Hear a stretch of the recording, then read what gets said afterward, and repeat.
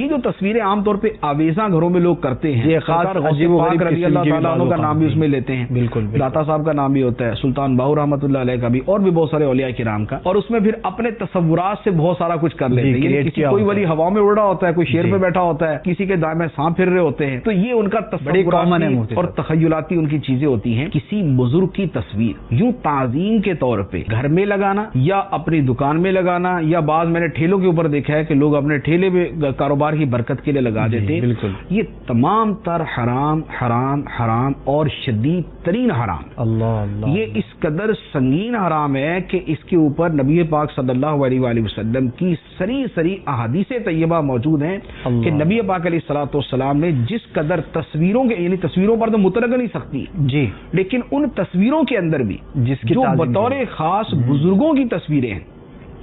سب سے زیادہ شدت، سب سے زیادہ سختی اور سب سے زیادہ وعید جو ہے وہ اس صورت کے اوپر ہے۔ نبی پاک علیہ الصلوۃ والسلام نے جب مکہ مکرمہ فتح فرمایا جی اور آپ خانہ کعبہ تشریف لے گئے تو وہاں پر کفار نے حضرت ابراہیم علیہ السلام اور حضرت اسماعیل علیہ السلام کی تصویریں لگائی ہوئی تھی، ٹھیک ہے۔ نبی پاک علیہ الصلوۃ والسلام نے حکم دیا کہ یہ تصویریں مٹا دو۔